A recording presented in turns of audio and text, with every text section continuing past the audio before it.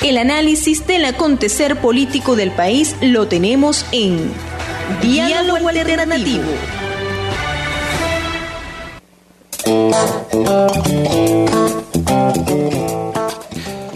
Bien, continuamos acá en Diálogo Alternativo. Voy a dar lectura a un breve texto que tiene que ver con lo que va a ser el conversatorio del día miércoles, que lleva por título "A 2 años del decreto, ¿qué ha ocurrido en el arco minero?". Este miércoles 28 de febrero a las 2 p.m, la plataforma contra el arco minero del Orinoco invita al conversatorio a 2 años de la firma del decreto ¿qué ha ocurrido en el arco minero?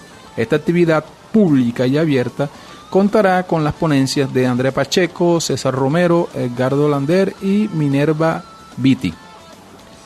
El motivo central de la actividad es la presentación del primer boletín Desarmando al Arco Minero, una publicación digital elaborada a partir de un esfuerzo colectivo entre la plataforma contra el arco minero y Ser Latinoamericana, o lo que es el Centro de Estudio de la Realidad Latinoamericana. El boletín consiste en una publicación de sectores autónomos de investigadores y activistas sociales y políticos que ofrece una síntesis informativa de los acuerdos, concesiones o contratos firmados y de las acciones directas del gobierno nacional o empresas transnacionales en la zona arco minero del Orinoco, así como una compilación de artículos de opinión y otros materiales de interés relacionados a la temática. En este evento se mostrará parte del contenido de la publicación, la cual estará disponible esta semana a través de las redes de la plataforma y Ser Latinoamericana, además de otros medios digitales que la deseen compartir. Esta presentación será el primero de una serie de foros, reuniones y conversatorios que se estarán organizando para difundir la información, ofrecer espacio de debate respecto a este tema trascendental y generar iniciativas de articulación entre diversos sectores sociales.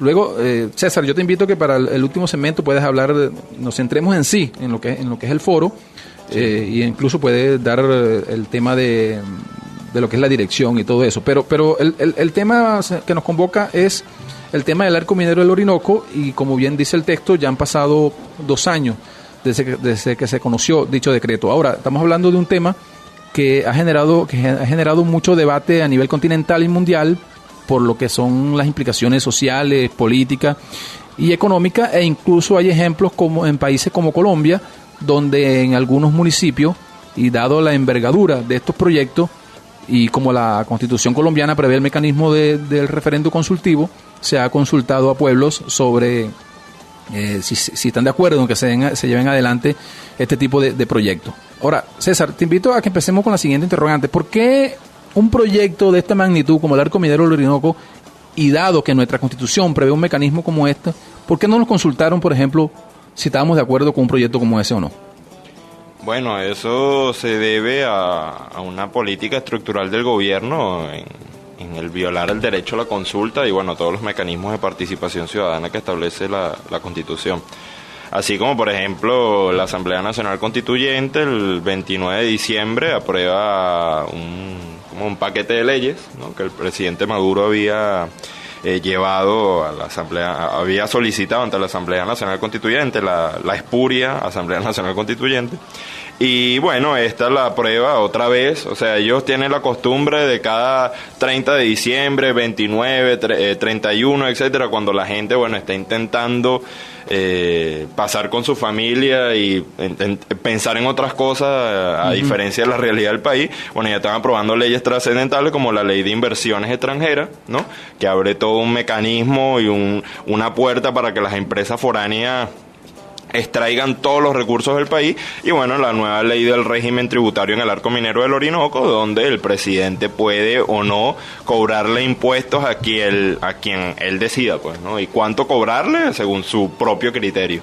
Entonces, bueno, eso es una práctica que se viene instalando porque esto también tiene relación con la crisis mundial, ¿no? El tema del agotamiento de la forma en cómo el capital se acumula, cómo los grandes poderes acumulan capital. Ahorita ellos, bueno, hay en distintas partes de los continentes están ocurriendo distintos fenómenos políticos, y el que ocurre en América Latina es el fenómeno de el extractivismo, pero más arrasador posible, ¿no? Aunque en general a nivel mundial hay en todos los países hay fenómenos extractivistas, en Venezuela en particular surgen fenómenos como es el tema del arco minero, donde hay minería a pequeña escala impulsada por el gobierno que está devastando toda una zona.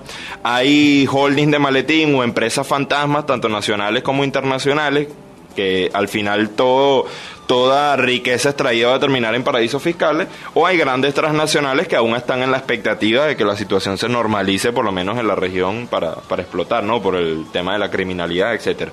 Pero bueno, están estos tres actores, y para que el gobierno, para garantizar los negocios con estos tres actores, no le puede consultar a la gente, porque sencillamente habría un rechazo, ¿no? a y se mete en el debate, o sea, se pone endeble, y no puede permitir eso, ¿no? O sea, tiene que tener una postura firme en contra de todos los derechos de todos los ciudadanos, de manera autoritaria y represiva, para poner e instalar estos planes extractivistas, mineros, etcétera, y petroleros, de la manera más rápida posible. Y la comunidad indígena, César, porque uno, por ejemplo, ha podido ver actividades de Jorge Arriaza, por ejemplo, sí, en especie de reuniones, foros, donde pone incluso a algunos hermanos indígenas a hablar, que apoyan un proyecto como el arco minero del Orinoco. ¿Qué puede haber detrás de eso?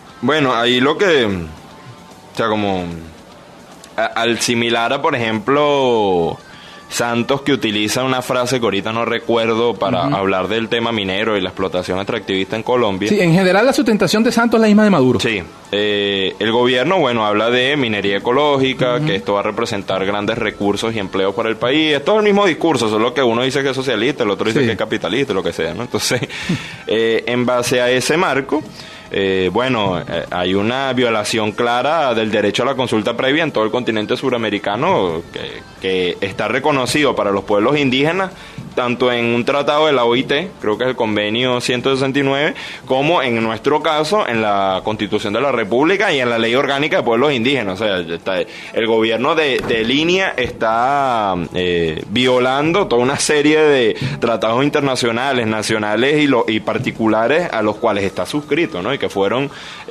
admitidos, como que fueron avalados en la última década, como un desecho a toda esa cuestión, ¿no? Entonces, en ese sentido, todo lo que ha hecho Jorge Arriaza es montar lo que yo llamo parapetos comunicacionales, o sea, y en eso es muy claro la OIT en la forma en que se debe hacer la consulta previa. O sea, la consulta previa no es una simple reunión con el que a ti te dé la gana, no. O sea, tú tienes que permitir que las comunidades indígenas se reúnan, las asambleas indígenas tienen que ser en su propio idioma, ¿no?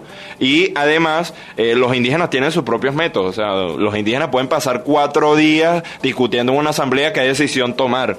Y bueno, al final el gobierno lo que hizo fue, en algunos momentos particulares, mostrar que había habido proceso de consulta previa apareciendo en la televisión con 3 o 4 caciques al lado. Entonces, bueno, eso no refleja, ignorando por completo comunicados tanto de etnias, Pemone, Eñepá, etcétera, así como organizaciones indígenas como por ejemplo la COIAM, como por ejemplo Orpia, y la organización Cuyujani. Y Cuyujani es bastante particular porque agrupa 49 comunidades, Sanema, Yecuán y Pemón, ¿no?